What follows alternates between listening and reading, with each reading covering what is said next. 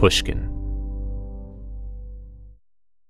Congratulations on the soon-to-be-release Memoir of a Sparklemuffin. Thank you. Thank you. I can't believe it, actually. It's over 2 weeks, but it's pretty much 2 weeks away. Yeah, coming right up. I know. It's always that strange thing. You put so much work in, and there's kind of singles coming out, and there's rollout, and then you kind of forget that everyone hasn't heard the record yet.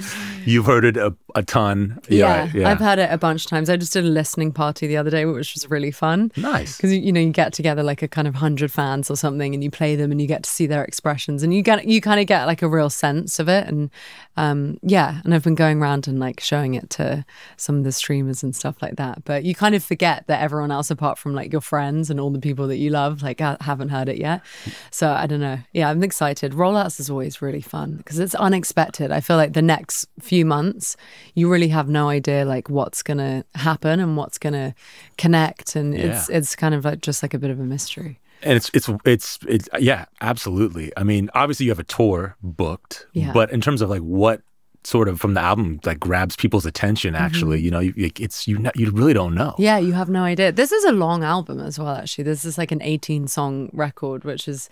Yeah, it's kind of like a long thing. I was shocked by how long it was. I mean, I love that it was long. It was cool. And I ended up like, because it's longer, like I started thinking about it in sections, almost like, I guess, broken up the way like an old LP would be. Like it was like a double LP, flip sides, like certain groups of songs have like their own character, it feels like, together, and I don't know, like yeah, exactly. I now think of them as like a larger piece, yes, a few at a literally time. Parts of the memoir are together, like songs like Gateway and Oh My God and Blackout. I feel like are kind of they're in like a kind of like destructive section of it, but I guess that's kind Lullaby, of like though, and then into like OMG, like that's kind of its own section too, towards the end more. Yeah, Lullaby's a song I haven't listened to in a long time, actually, because I feel like I don't know, there's like this line in it that about taking sleeping pills and stuff. I don't know, when you're just like, oh God, like it's sort of like you wrote it really just like, oh, I'm putting exactly how I feel in this one very like hazy moment where I've like written everything out, and I'm like, oh, this isn't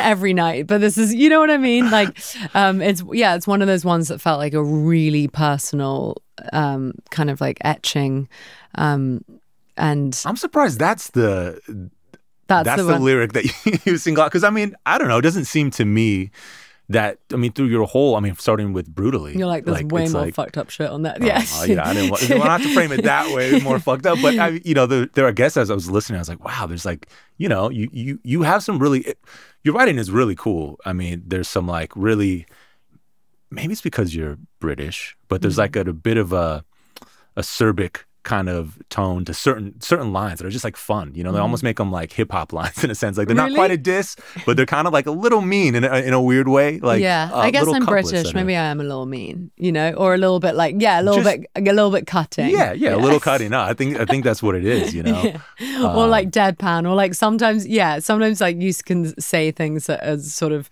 like, I'll use words or whatever. I can do it in an interview sometimes where I'm like, oh my God, like that's been, like it comes across as being very like different to how you maybe said it with your tone. Yes. But I think actually, you said like British, and I think that was something, I think on my first record, I've always been like very inspired by like that kind of Americana, like almost like certain kind of like country folky elements. I think that came up quite a lot on the first record, and this one I think I like lean into a lot more of the things that I like grew up with, like a lot more of like kind of Ramones or like English bands, like a little bit more Oasis, and things. I think I was like songs like Blackout Drunk. I kind of wanted that like Ramonesy block party, almost like the things that I was listening to in 2008, like stomping around New York with like these like big hideous like Doc Martens I got on eBay, and that kind of feeling, especially in that song. So happy you said that's one of my favorite. I don't really listen to them so much anymore because I've listened to them so much that I feel like I have their entire catalog. Like I could recall it at any moment. Right. But when you say that, like the Blackout Drunk, it's almost like 2020 24. You know what I mean? Yeah. It's kind of got that kind of upbeat kind of upbeat, and it's just like such a. I really love that song actually because it came out so just like as a story, and just felt like okay, it was kind of like taken from a little bit of reality of like talking to friends and being like, oh God, we hate it when like, you know, oh, your boyfriend got like way too drunk, and it's like annoying, you know. And then I kind of took it from there, and then just made up this story of, you know, going out and this girl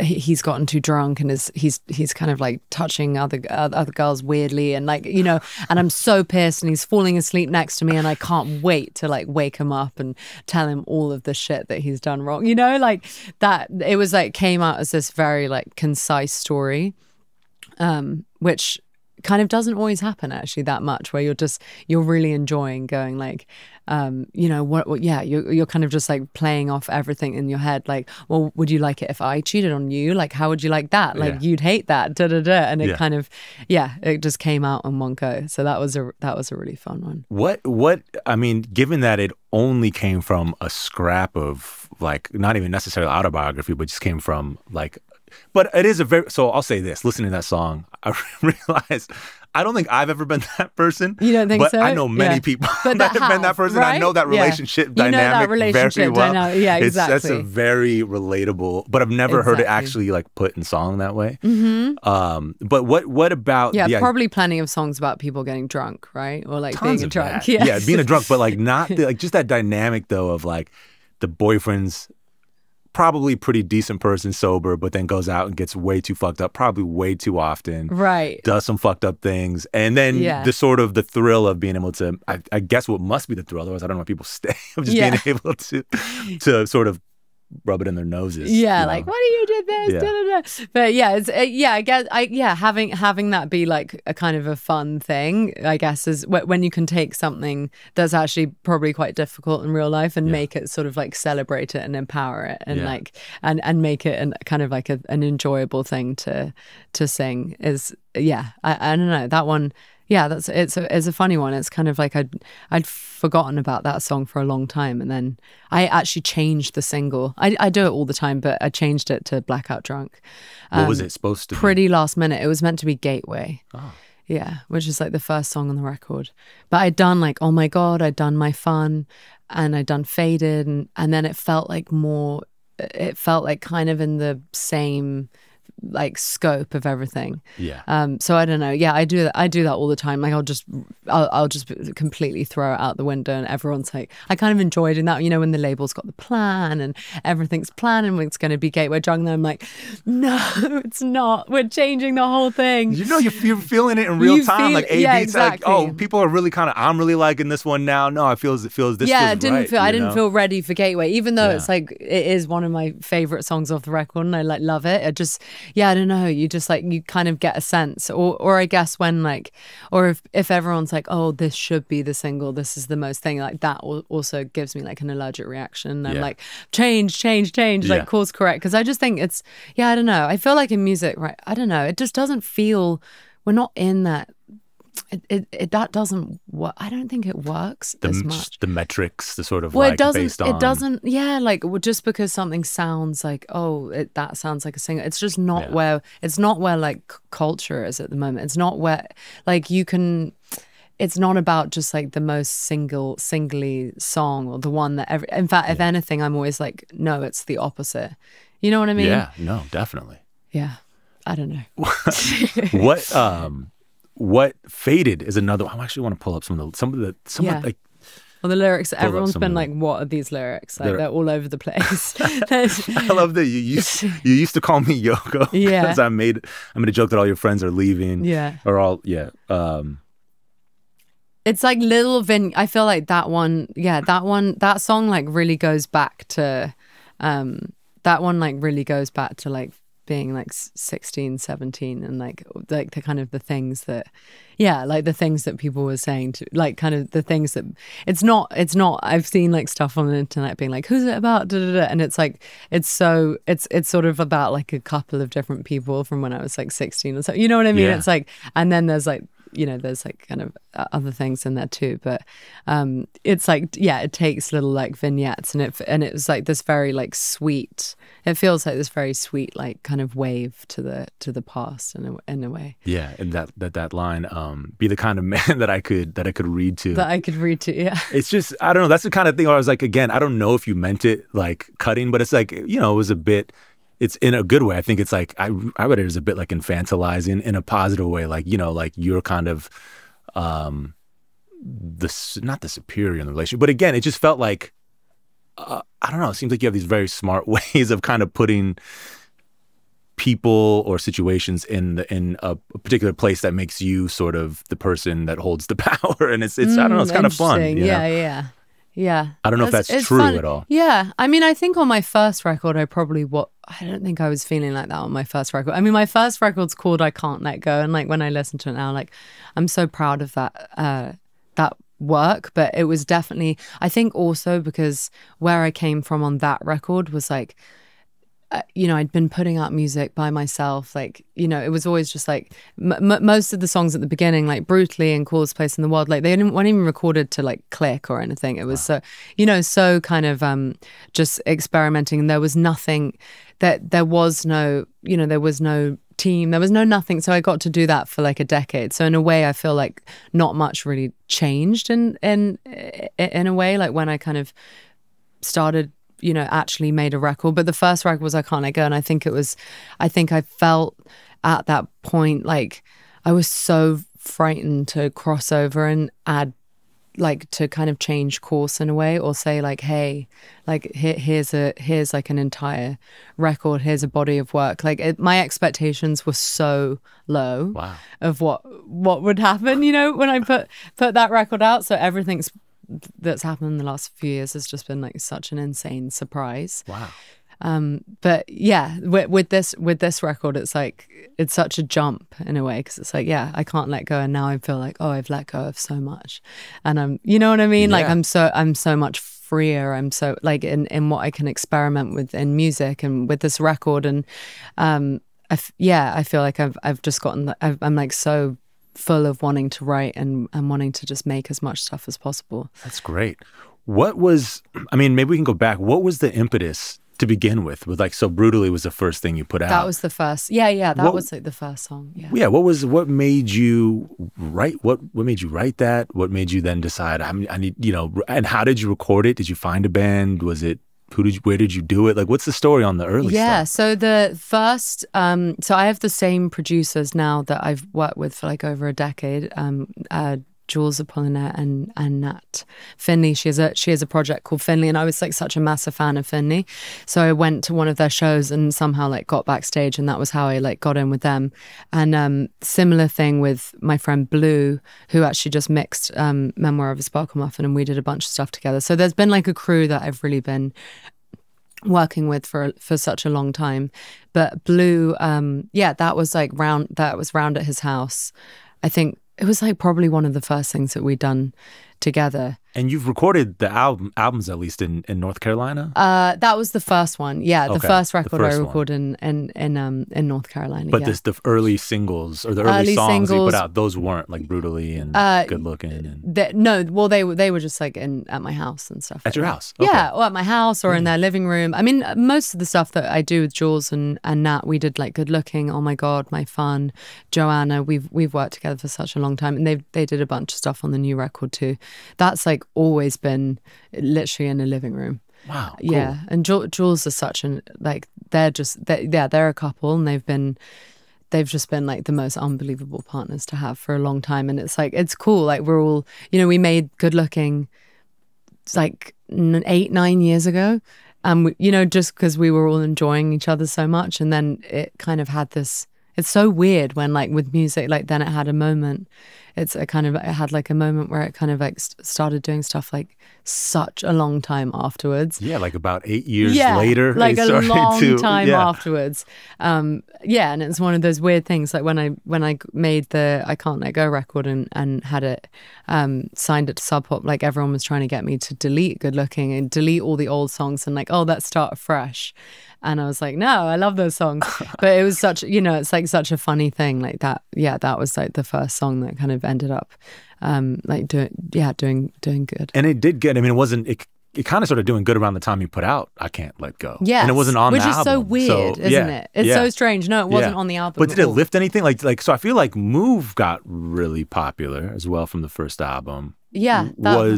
So did the kind of online viralness of Good Looking, did that I definitely think it helped. Yeah, for sure. It was very strange that kind of happened at the same time. It was, again, I kind of felt like it was this like wave from the past coming back around. But that was like a TikTok thing. Yeah. That's like one of those unexplainable things where like, no one's focused on your old stuff that you did 8-9 years ago, but TikTok is like, it just like does its own thing, and it's no rhyme or reason. No rhyme or reason, and you like you have no idea. You're watching all these videos and you're kind of thinking like, oh, this has just like come to life and has this other way that it's breathing that you never ever would have thought of. It's so bizarre. Right. It's so bizarre. But yeah, for sure I'm sure that helped bring eyeballs onto the music. And then I got to release, like I never would have thought those old songs would have got to be put on vinyl and like get a proper release, but we put all of them together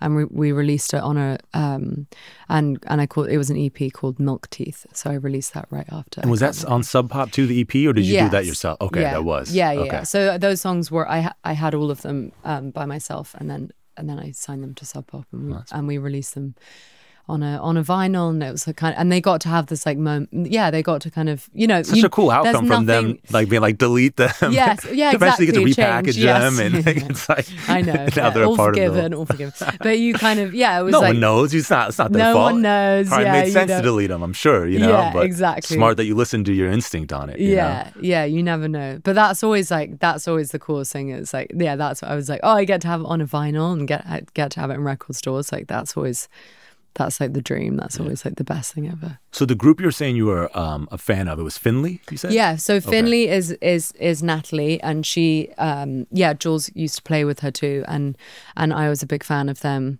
I remember it was kind of it was around the time that like Jake Bugg was around. Or I think I'd been to like one of his shows that same week, and we just met each other backstage, and I literally had done. I'd done like I was always like finding people to work with, even though I had like sort of no sort of like music industry connections in a way, but that you just find people to work with. So I remember we have like video footage of it. We're like little babies, like 18-year-old babies, right.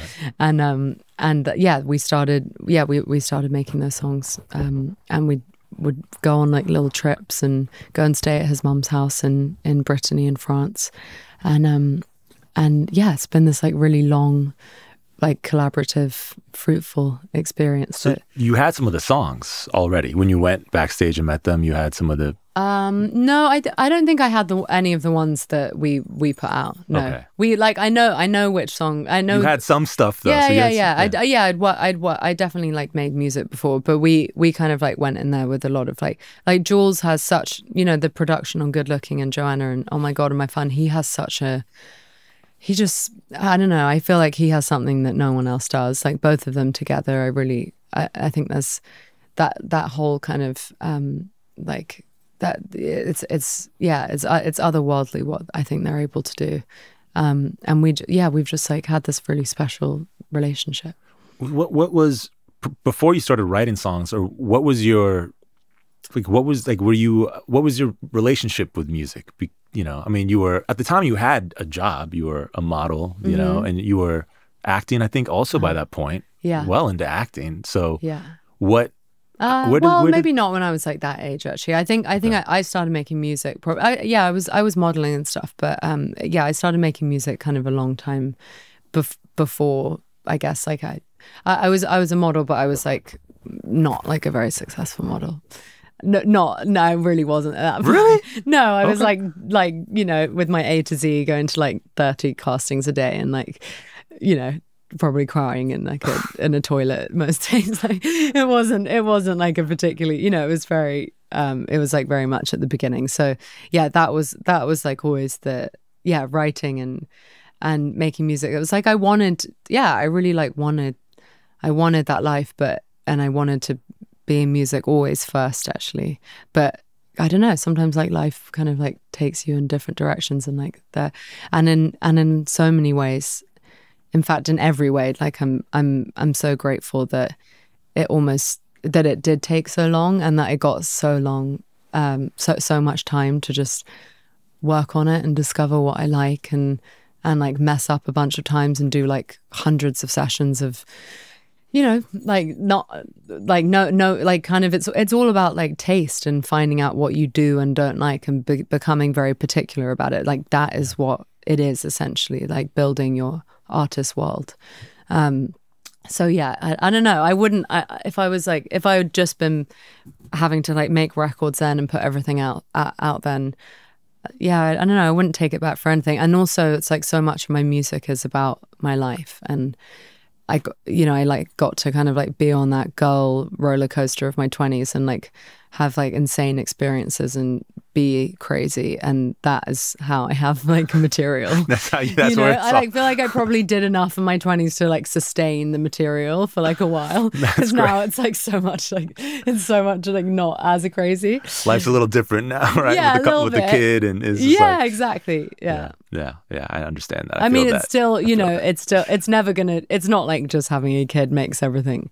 Oh, like, you know, it's not like that at all. You actually have a lot. You know, like life goes on in this. Yeah, but it feels less. I don't know. For some reason, it's not as insane. Yes, obviously. Yes, it's a little mundane. It's crazier in a weird way, but it's more mundane. I have 2 kids. Do you? How old are they? 2 girls.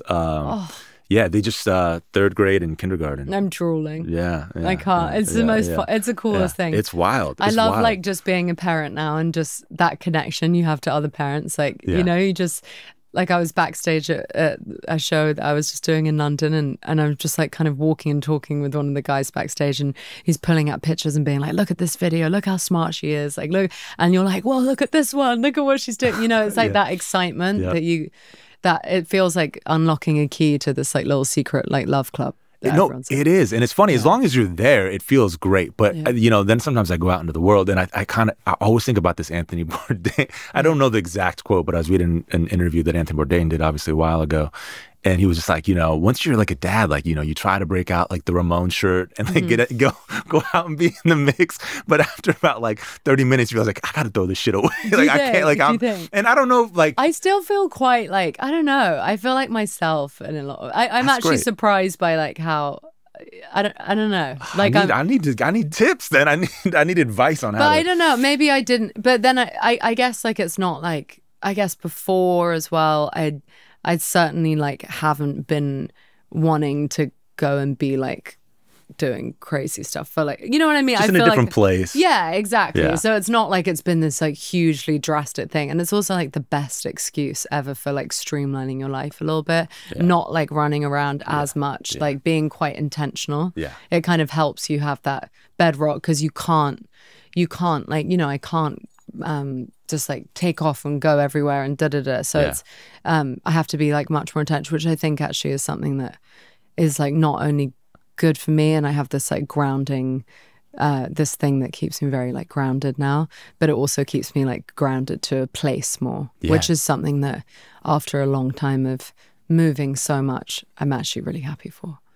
So how are you going to work? Yeah, I'm saying that. I'm going on tour. Well, she's just coming with like me. A week, basically. She's coming with me. She's coming with. Okay. Yeah. Okay. She's coming with me. And how old is she now? She's almost 6 months. Wow. Yeah. That's but wild. It's kind of probably the best time, no? Because like before she's going to just be figuring out in a couple of months how to like crawl and walk. But we'll see. We'll see. I'm like just throwing myself into being like, you know, she's got to come with me. So you just...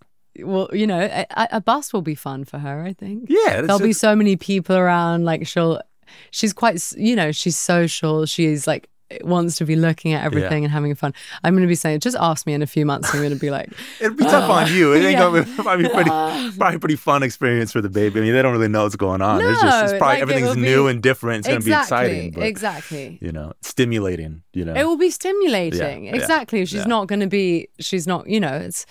Yeah, she just came to London with me on her first. That was like her first like long flight, and she had. So she was born here. Yeah, she was born here. Wow. Yeah. How do you feel about? Does that feel? How do you feel about that as a Brit? She has like a little American passport now, which is pretty cool. Wow. Which is really strange actually to see. I'm like, oh my God, you were born in LA. Wow. But it was very special to bring her back actually and kind of go for it. I went early and had all the family. We went to the countryside. She went and saw the Tower of London. Like I just we went everywhere. That's awesome. And it was beautiful. Yeah, to have all the family. It is.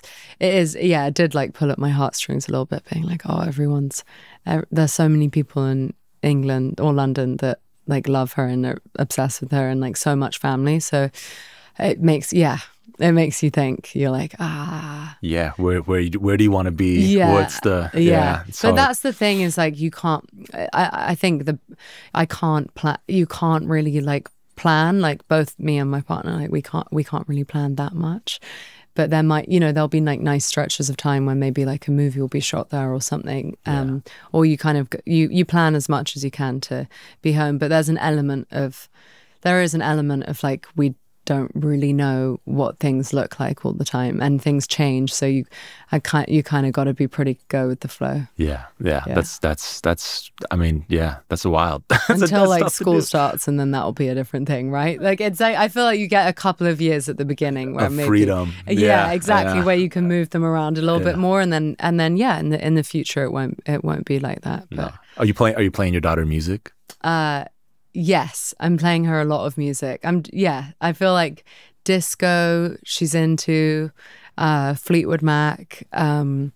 She likes, I play her like Layla by Eric Clapton because my mum used to play that for me a lot. And then I'm doing like baby Mozart and stuff because I'm just like trying to, you're like you're like, oh well, if she listens to Mozart, she's going to be a genius. Yeah.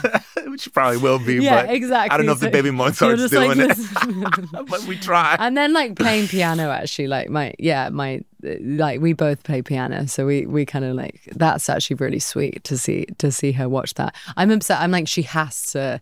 One thing I'm like going to be crazy about. I really want her to be able to play guitar and piano. And like, do your kids play instruments? Yeah, and I've gone through periods of pushing them to not pushing them, but being like, well, it's probably good for them to have some discipline. You need to be cool. Come on, like you need to play guitar or piano. It's like not. Yeah. And but the times when like I pull them out of lessons and I don't talk about it much. Then I notice like, I'll poke my head around the corner. Oh, she's playing guitar or she's playing like it's like, oh, it's cool, So you probably can't exactly. You can't even force it, can you? You just got to play the music. You got to play a lot of music so they get a lot of exposure and build their taste, their palate. Yeah, and then hope for the best. That's the best thing. Yeah, I feel like my parents didn't actually do that for me too much. Like we got like Tracy Chapman, and my dad was very into like Bruce Springsteen.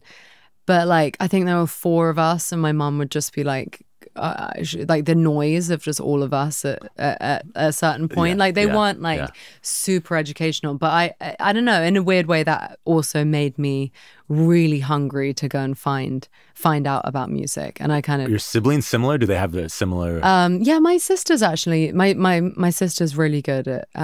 It was kind of similar. I kind of like... We all like pass it around, and I guess I passed it down quite a lot. But I was like...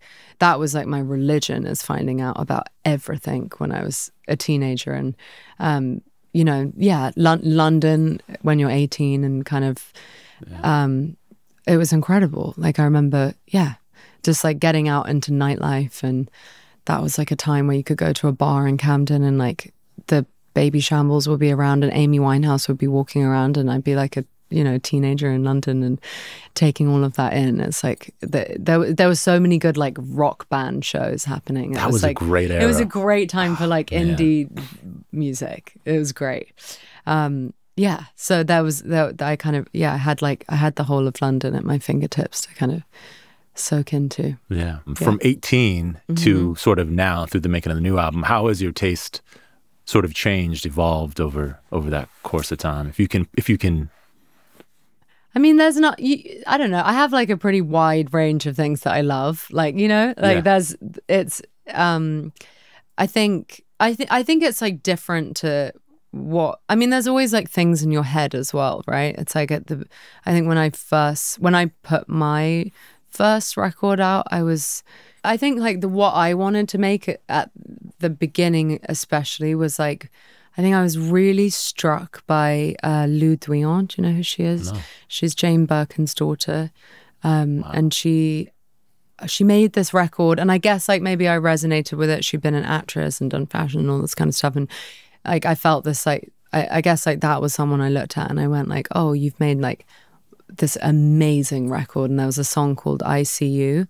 And that kind of music, like I wanted to, I don't know. I like when I was, you know, I felt like I wanted to make music like Marianne Faithfull and like Cat Power and Velvet Underground. And like, that was, you know, and I guess I really didn't, I was like, oh, I know I don't want to sound like, I think if I'd like come out with something like really, like, you know, I didn't want anything like pop or poppy, and you know, nothing like that. And you know, when you go into a studio, I want like real instruments and like brutally, it's like I wanted to literally just be in a room with with candles on and not do something to click and just have something that was like very much like a feeling, and not have, I think I was like kind of allergic to like things feeling like produced and production like that. But now I'm not, now I'm like, you know, more open to it. But it was also where I was in my head, where I was like, I can't, I don't, it wouldn't feel right to like come out of the gate,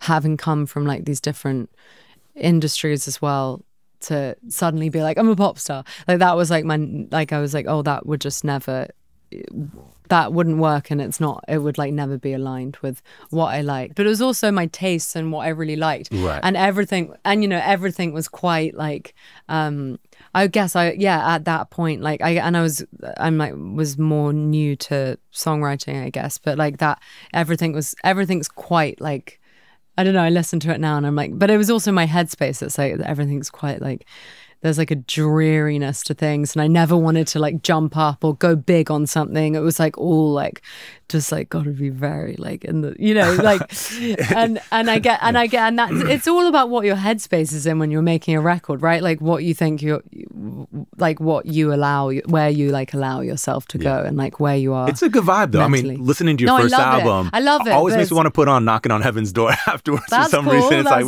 it just has that kind of open, ethereal kind of. That was with Brad Cook, and I was like really obsessed with Brad Cook. And he'd produced for Waxahachie, and there was a song called His Golden Messenger, by His Golden Messenger, called Cat's Eyes Blue. And like that was like one of the times where I was like, oh, that song will fit this that kind of like connects to this world. And I was like, oh, he'll never want to like work with me, or like he does work. I didn't have anything going with me. I had no label, nothing, like, and it's like he'd be like, who are you?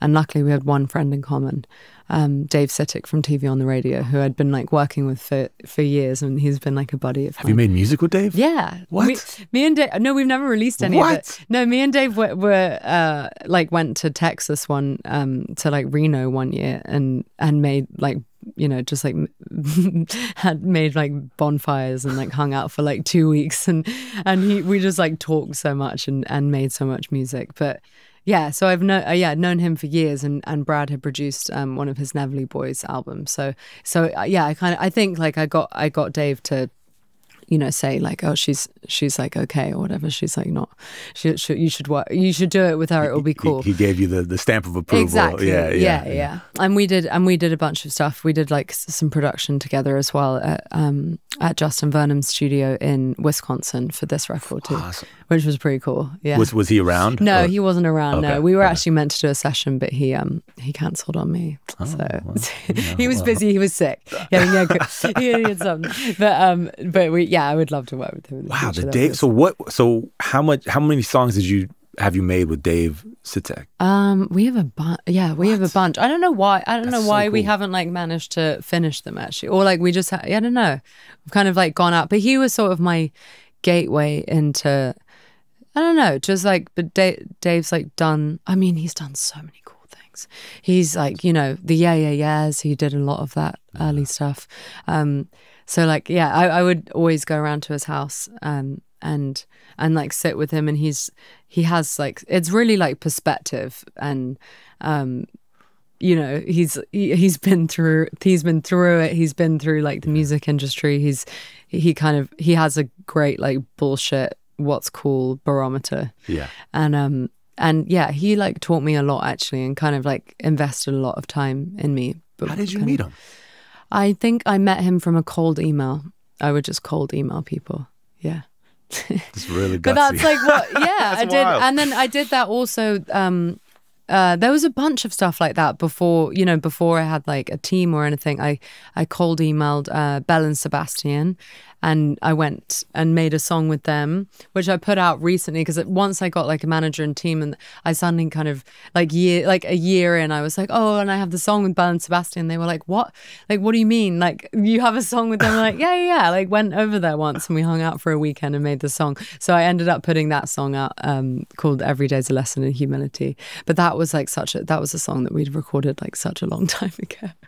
That's funny. That's really yeah, it's funny. That incredible. was like, yeah, I guess I was like always trying to, you know, that's just what you do. You're trying to just get in the room and be with people that are inspiring and cool. Yeah. Because you just never know what's going to happen. Of course, no. Yeah. Especially with people, especially with those, you know, those people, that's pretty, you know. Yeah. You want to like, and things can, you just, it's like building a tapestry and finding those people that, because like you're nothing, you're really nothing without, like that, like the amazing collaborators that you have, and the people that you want to like, you know, that you want to hang out with for like weeks on end, and absolutely, and have like and try and like make something together that you guys are super proud of.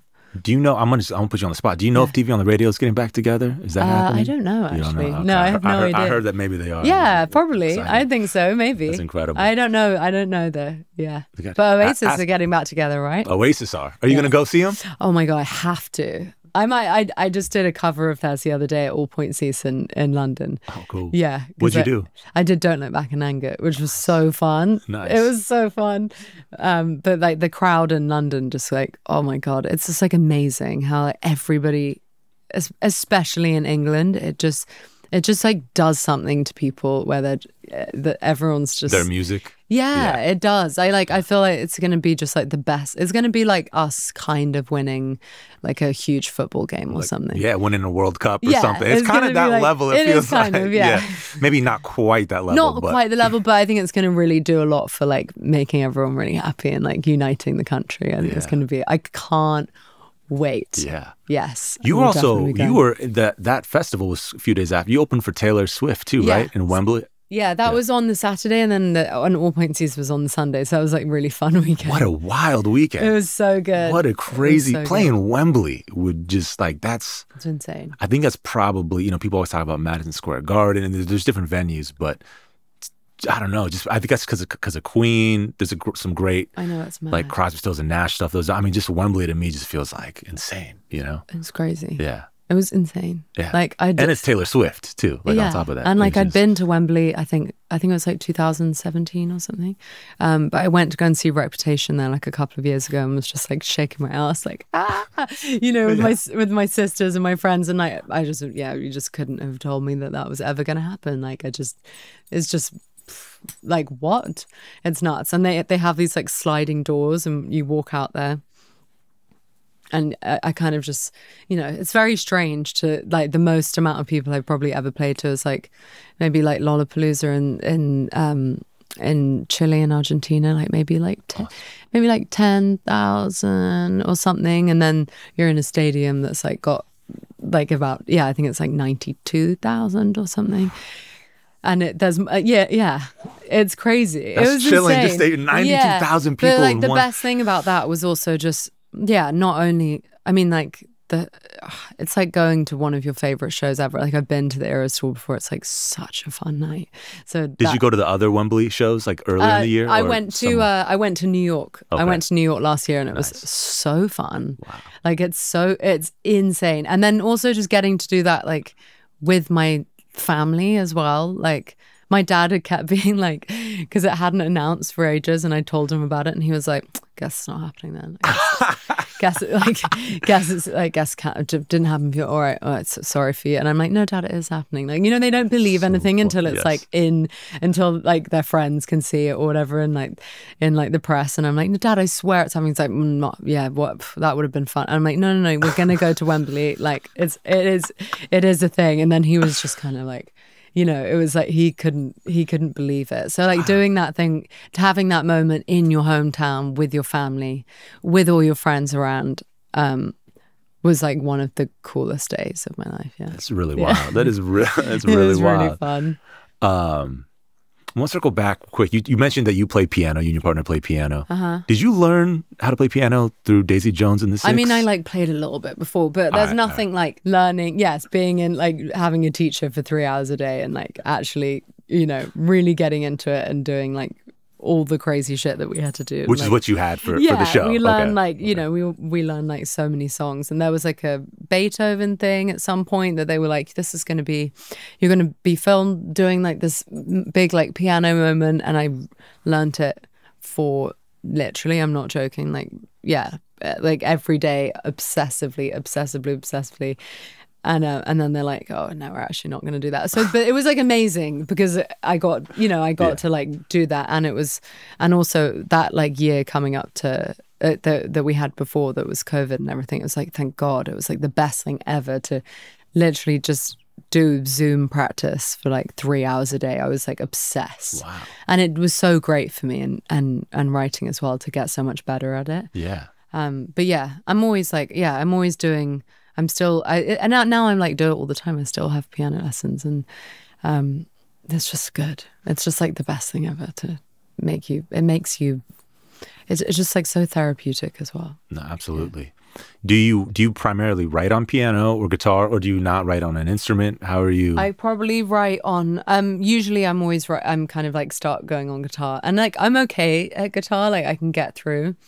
But you don't actually, like, I'll do piano or guitar, but I never think you don't actually need to be like prolific in a lot of ways. It's kind of, like I think it's more the practice of just going and actually sitting and like forcing yourself and being like, you're not allowed to leave, and you've got to actually be present. And that's the way that I find out like what's truly on my mind, because I don't know, it's very easy to, it's like a practice doing that, because it's very easy to like not even know what you're feeling or what you're, you know, when life is just like going. Is it an outlet for you? Like, do you do that? In other words, do you do that as a way to just sort of decompress, or is it with the purpose of like, oh, I want to write an album or write some songs and see what comes out, or a bit of both? No, because I don't think I'm ever I'm like, you know, in a way, I don't really work where I'm like, I'm going to write an album, so I'm going to go and, you know, I've got 2 months to make a record, and that's where I'm going to write all the songs. Like, that sounds like absolute hell to me. Yeah. It's like not what I would ever want to be doing. I want to be like hit by something and be sparked by it, and then go and write the song. And then if I like that, if that song is still coming back to me, and it's still, and I haven't like, you know, if it makes it at the end and I still am in love with it, then it, you know, it's like you can, it has to like stay in my heart, I guess, for a long time. But yeah, I kind of am always in that writing mode in a way. Wow. Because yeah, not that I have like a song that I want to write about every day, like at all. But you force yourself to sort of sit down quietly and to work out some stuff, and maybe something comes out or not. It sounds like, right? Yeah. Some dedicated songwriting time. Yeah, but it's like that frustrating thing, because you might also sit there and absolutely nothing comes out, and that's like, you know, it's like. Yeah. So you also can't be like, have something come out. Like, it's kind of, it's just like about, I guess it's like about trying to like shut off even whatever the hell you can distract yourself with. And I will fight with myself. Like, it's, you know, it's difficult to, and a lot of the times it's like yeah, it's like a moment or it's like a conversation about someone getting drunk or like da-da-da. It's like thing, and I've got like, okay, and now I got to go and I want to go and write it and get that out now, because I'll like forget about it, or it won't feel it feels like these little moments where suddenly I get like super sparked by whatever it is. And I don't know, I think I'm quite like I'm definitely an artist that will go and look for things in all kinds of places. Like it's that there's like so much, and it also is like such a joy because it's always like bled into, it's always bled from fashion and film as well, and from like my own personal life, very much so. But like it kind of all feels like very open to that kind of something might come from anywhere in a way. Yeah. Your videos are cool too. I actually really like you. Oh, thank you. Yeah. But yeah, I can't wait for you to watch the new video I just made for this. Do you listen to that song Model Actress, whatever? Yeah, I was gonna bring that up. Oh my God, we made a video for it. Yeah. I've never been more excited about a video in my life. Amazing. Like I feel like it's just like completely different from what I've ever done. It's really like taking the piss out of myself and in like a kind of very empowering way, but it's like genuinely really funny. And I don't know, I've never done something that's like funny and it's got script in it, and like there's just like I feel like there's like so much personality that comes out in it, and kind of that I just quite got to put so much of myself into it. I really can't wait for you to see that one. I'm excited to see it. But yeah, so like fashion, what I was saying, is like so much, there's so much that I can pull from and bring into like creating like a world around the music, which is really like the most, like, yeah, you want the music to be awesome, but there's so much else around that little 3-minute song that you're putting into making it an experience for people. It's cool that you have all these outlets. I mean, it's like you've kind of. I mean, I guess you said you're taking like kind of like the piss out of you. First of all, when I first heard taking the piss out of myself, exactly. When I first heard I think I didn't get hip to you till your first album, and I heard Move, and I was kind of done. Like I was. The Suki Quattro line, I was like, I'm in. Like, this is like, it was. That's so funny. That line was something that, like, I always have like little lines and little things that, that you write down or something. Oh, something someone said to me. And that line was like, I was backstage at a White Stripe show, like years and years and years before. And had to be years ago then. Yeah. And I was wearing like some like leather thing, and I was quite young, and Jack White walked past me and was like, oh, you look like Suki Quattro. And that was like, I didn't know who Suki Quattro was, but I was like, who's that? And I like went home and got really into her music, and I was like, and I wrote down like, dear diary, like Jack White said that I look like Suki Quattro. So I ended up like putting that in a song that was kind of about like a totally different thing, and about like a certain night that I had with somebody who didn't say that I looked like Suki Quattro, but I had that line in there. Yeah. So sorry, that was a sidebar. No, it's incredible. Jack White told me I look like Malcolm Gladwell. So very different Jack White stories. Suki Quattro. I love Malcolm. He's a friend, but Jesus Christ, Suki Quattro is cool as hell. Yeah, that was cool. It's incredible that came from him, from a Detroit, cool. Another Detroit legend. But yeah, I was in at that. So I remember hearing that. I heard that line. I was like, that's fucking incredible. I heard the rest of the song. The song's amazing.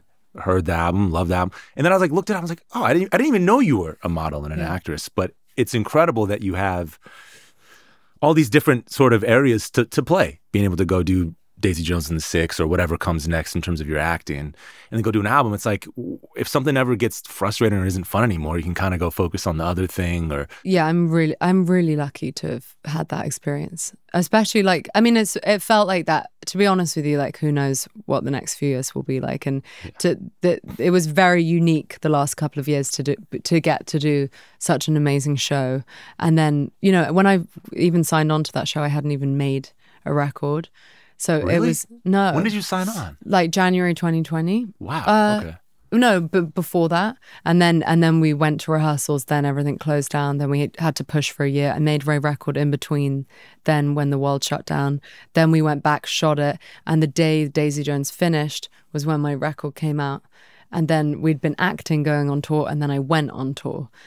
So it was a very Must have been unique, bizarre. strange, like that was like a very unique situation where like, it's been like, I feel like, yeah, when I look at like, being able to act and do music and do that I really think like the last 2 years, it's a very unique situation. And it was like, it wasn't like very sustainable. Like I was waking up at like 4 a.m. doing interviews for the album release. Like it was like incredibly hectic. It probably wouldn't, like something that like that I don't think would work now, like especially now I have like a kid and stuff. Yeah, it changes it. Yeah, exactly. So it was like a very unique kind of set of events, and like and also like and kind of finally having that moment where I could kind of got it together to even like put a record out and like push myself in that way, because I was like scared. I was really like, I held back for a long time because of like, I guess like a lot of like fear of, and it's just timing. I don't know. Sometimes just suddenly something,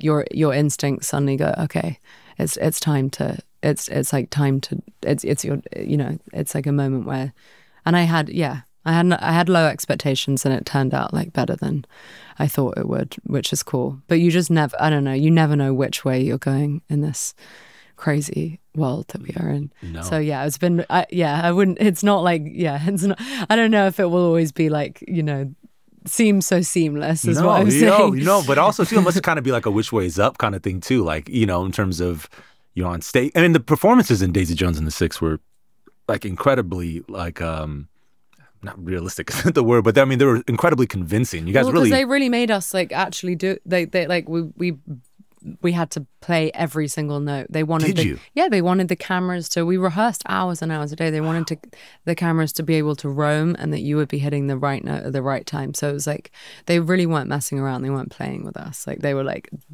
when we signed on, it was like, this is going to be an incredibly intense. Like we want every. And you know, and that was kind of scary because at the beginning I was like, you know, it's like a job interview. Like, I can do play that. yeah. We all were doing that. We were all like, oh yeah, and then you know, you just, but you. Well, Riley being, I mean, come on, I mean, she must have sang before. She's got right? such an amazing voice. Her voice is really, really stunning. I know she should really make an Elvis. album. What the fuck? Yeah, it's gotta be. I mean, and she sounds great. Yeah, she has like an incredibly unique, like she can really belt, and it's beautiful. And she just knew what to do on stage. Like it was unbelievable. That has to be in her DNA somewhere. Oh my god! I mean, everything. Like she's just like such an amazing actress and like such a fun human to be around. Like everyone was.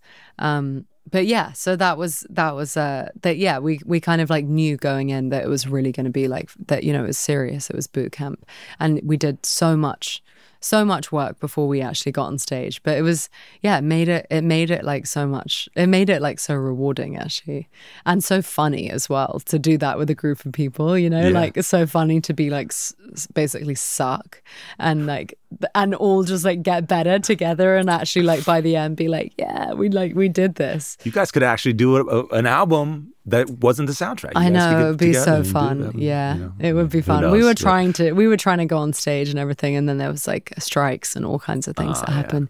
I'm glad that's resolved. Before you go, what's the story? Lawsuit piqued my interest. Oh yeah, do you like it? Yeah, I do.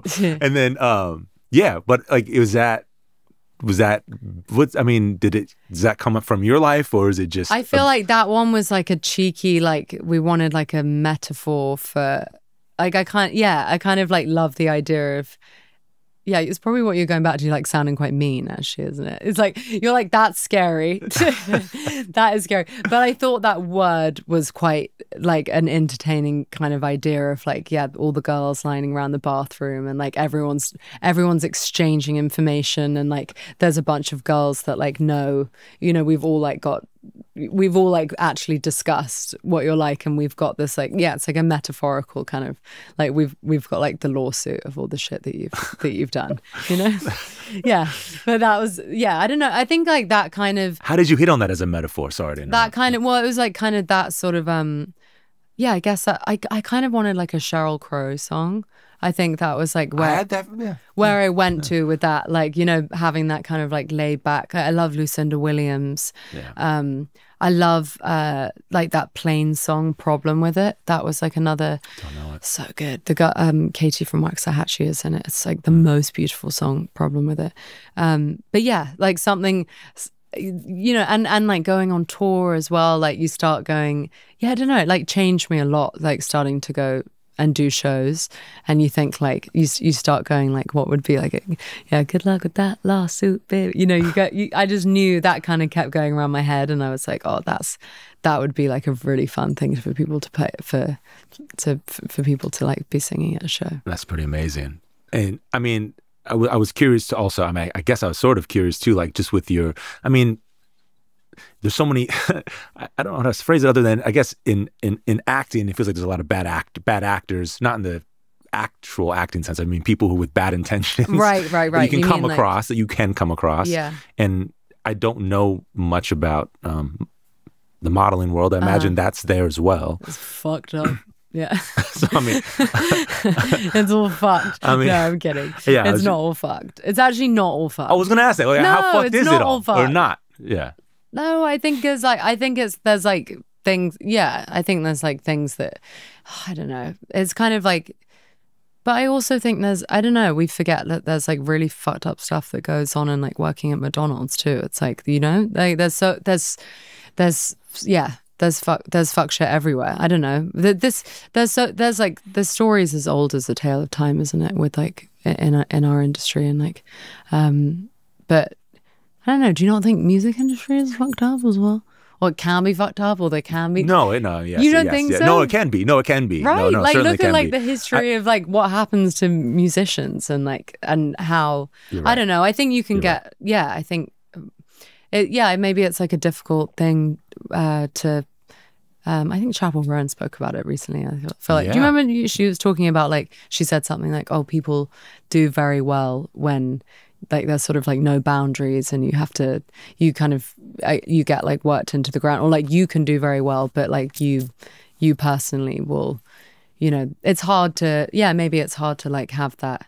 I guess only you can go, hey, like, is it crazy that I haven't had like a day off in 6 months, or you know what I mean? Like, and that's actually quite difficult to be the advocate for yourself, to like be able to actually like live life. But it's like so important, especially with music, because if you're just like working all the time and you're not actually going to get to go and like live life, like what the hell, you know, you won't have anything to write about. So there has to be like that breathing, that kind of like off time in a way. But yeah, you have to kind of like learn how to advocate for yourself, which is difficult when you know you want to do really well and you want to like please everyone around you and all that kind of stuff. Absolutely. It gets easy. I think I don't know, for me personally it just gets easier and actually more enjoyable as I get older, because I don't know, I've been around the block. I kind of know what it looks like to be working a lot and doing well and also be miserable, and like, you know, you kind of like figure it out more and more. You're doing a great job. I wish I knew how to say no to people and set more boundaries for myself. So I'm walking away. Do you feel like overworked? Do you feel like everything's like a lot, and we're in your workplace though. We can't. It's like, actually, this job is insane. I feel a little burned out. Burnt out. Burned out. Yeah. But you know, actually, you know what I get to do is, but it's harder. What I get to do is fun, and so I think it disguises it a little more sometimes. Yeah, and it starts it's all to feel about like, fun. Yeah, exactly. It is all about. That's why I don't know. That's where I'm like trying to go at the moment. It's like how actually, like, sometimes you forget that things can actually be really fun, and like it doesn't, you know, it feels like it gets more and more fun as like a sort of, you have like amazing collaborators around you, and you have like great people, and you sort of can discern better, and like what, you know, who and what you want to be around, and like how you want to create. Yeah, it's something I think about. I'm like, maybe, I don't have to be like tortured and crazy and fucked up to like make stuff, and it can, there's like, it doesn't, maybe it doesn't always like have to be like that so much. That's the hope. That's the hope. Yeah. That's like, I kind of have that on my album cover for Memoir of a Sparklemuffin. I have like on the back cover, it's like there's like this orangey red sort of like LA glare, which is sort of like glamorous and like sinful. And I've got this like kind of diamond choker around my neck, and it's like a cage. And then the front cover is sort of this like, I was like thinking about like that movie Mulholland Drive, and like the car crash in there, and I've like come down the street in this glamorous dress, and I found this like kind of safe cocooned oasis that I've like created myself. There's like two kind of like flip sides for like the memoirs. So a lot of the album kind of like almost is like dealing or like confronting that sort of like metamorphosis. So are you the Sparkle Muffin? Of course. Okay. Yeah. Okay. And does it actually feel like a memoir? Does it actually feel like a memoir in some ways? Yeah, it does in a lot of ways. I guess it's like I'm always like, so I just like I just like love people's memoirs. I'm obsessed. Like that is what I want to know about. I want to know about like real people's lives. Like I love like the Jane Fonda documentary. That one was like, I was just talking about that the other day. I watched it. I mean, maybe it's because I was on a plane. I cried watching that one. It's amazing. It was wild. Because it's just like seeing her tapestry of her life and like how everything connected and the career and the different partners she had, and like just to be able to kind of like contextualize all that and see like the span of this like beautiful, amazing life that she's had.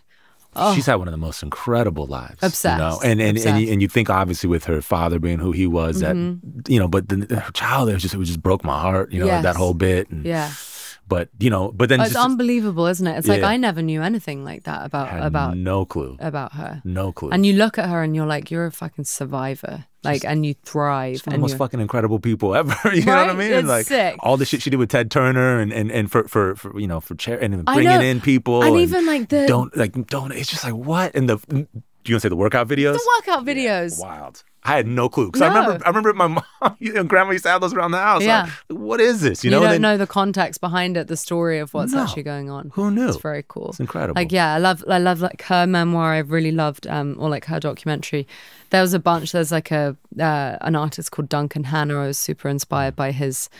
They're like his diaries from the 60s and 70s. They're so cool. It's just like on Monday, like Lou Reed walked in and like an interaction he's had with him, and he kind of actually like paints him in not so much of a nice light, which is kind of fun because it's just exactly as it was happening. Yeah. And like Liz Phair's book, I really enjoyed. Cool. She wrote a memoir of called Horror Stories, which is like, do you know about it? Yeah. These very honest vignettes from like her life as a rock star, and she's so honest. And there's like there's certain like chapters in that book where it's like it's kind of like shifting it, almost like when you read something and you're like, oh, like I'll remember this when I'm thinking about doing this, or like it's so beautiful. I love like Julia Fox's autobiography. I've never read that one. It's brilliant. Is it? Like it's absolutely brilliant. Like to like have that.